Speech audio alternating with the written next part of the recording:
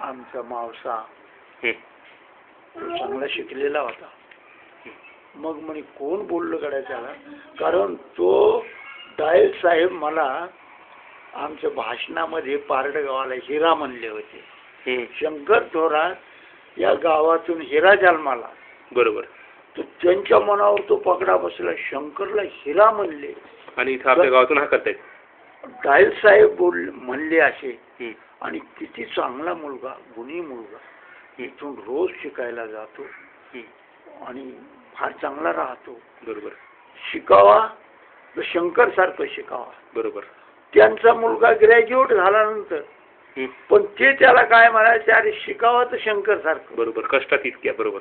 अरे तो ग्रॅज्युएट झालेला, मी मॅट्रिक. तर त्यांच्या मनावर असा पगडा होता की डायल साहेब त्याला हिरा म्हणले. हं. हं.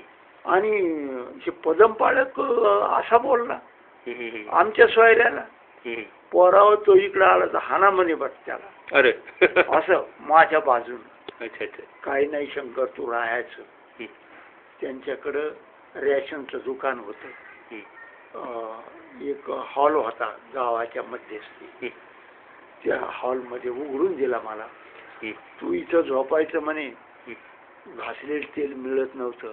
हं. किती घासलेलं तेल लागो, हं. तू जाळायचं आणि अभ्यास करायचा. हं. मला अशा रीतीने मदत केली त्यांनी. आमच्या मावशीच्या भायाने, म्हणजे देराणी समजा. हा. आणि मग मी रोज जायचो. पहिले त्यांचं काय आडनाव होतं मदत करणारे? त्यांचं किसनराव निर्मळ. निर्मळ. आता मग तुमचे जे मावशीचे मुलं होते, हा म्हणजे तुमचे भाऊ, हा, त्यांचे काही ख्रिश्चन वगैरे असे आडनाव ठेवले का, असेच नाव होते साधे आपले हिंदू सारखे? त्यांचं नाव, एकाचं नाव छबू, दामोदर, दौलत, असे नाव होते. आता ते काय करतात समजा? ते वारले झाले. त्यांचे मुलं काही अधिकारी वगैरे झाले असेल? नाही नाही, शिकले नाही ते. आता इतकं चांगले संस्कार असूनही हो शिकले नाही, शिकले नाही. ते कसं आहे, हं. जे शिकल हं. तोच पुढे जाईल. आता इतकं मस्त बॅकग्राऊंड ते गावामध्ये हो होतं. ना. आता म्हणजे कुठली अस्पृश्यता नव्हती, कुठलं काही काहीच नाही, नव्हतं. काहीच नाही. अगदी मुक्त झालते ते. बाबासाहेबांच्या पूर्वी मुक्त होऊन गेले समजा ते. हो. तर मग तिथं तर किती संध्या होत्या समजा. आणि हं.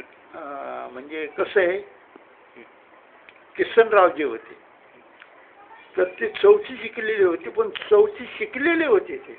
हं. त्या काळामध्ये त्यांना लिहिता वाचता येत होतं, हं. म्हणजे त्यांना सुशिक्षित समजायचे. बिलकुल बिलकुल. कारण ते 1945-44 काळ असेल ना? हा नाही, त्याच्या अगोदर. त्याच्या अगोदर. हा 45ला तर मीच 7वी 8वीला होतो. हा हा हो बरोबर बरोबर.